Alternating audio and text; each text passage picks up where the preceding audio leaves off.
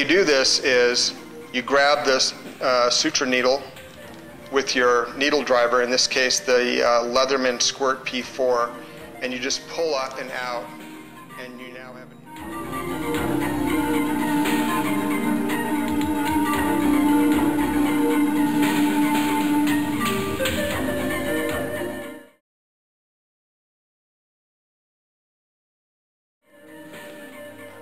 Alright guys, the unimaginable has happened. Your buddy has sustained a wound.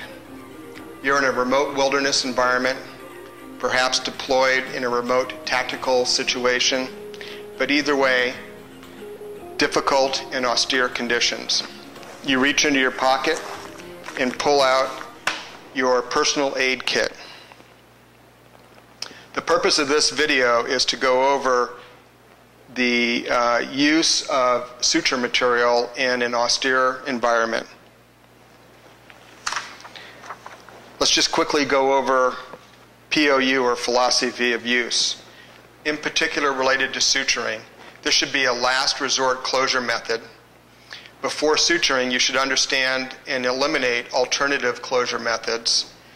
You should also understand the risks and complications of suturing, and you should also understand and practice the basic technique. Hopefully this video will go over those 4 points. Let's talk about cleaning the wound. If at all possible, the first thing you should do is wash your hands and use a pair of gloves. Use plenty of fresh water.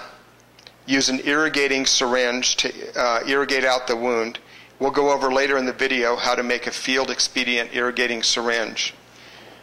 Number 3 is probably the most important. Avoid hydrogen peroxide. I see this in a lot of first aid kits, and it has no purpose in any first aid kit.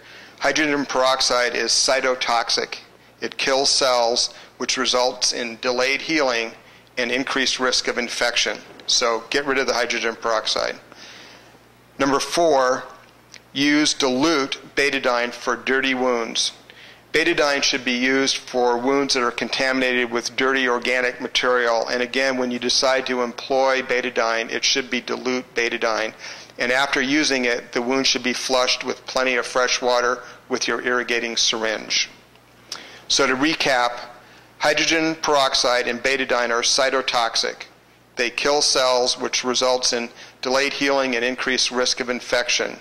If you're going to use one of the two, use betadine. Use it very dilute and flush with water afterwards, and only use it for dirty wounds. The general tenet is don't put anything in a wound that you would not put in your eye. Let's go over suturing. Again, suturing should be the rare last resort option. There are plenty of things to do before that. 1, you could do nothing. 2, you could put on a heavy gauze dressing with pressure and secure that in place. 3, you could use something like steri strips, improvised butterfly dressings. Sometimes for minor wounds you can even use glue. Again, suturing should be a last resort option and should be rarely employed. I'm not advocating the use of suturing in the field.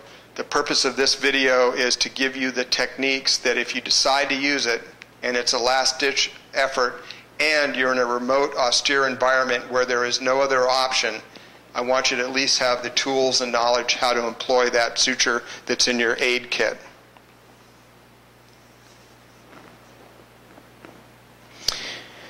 Let's go over suture materials. The best suture material for your aid kit is a monofilament suture material, and in general it should be a large caliber material such as 3/0 or 4/0 suture. The 3 and the 4 refer to the diameter of the suture material itself. The smaller those numbers, the bigger the material, and the higher those numbers, conversely, the thinner the material. So 6/0 nylon is very thin.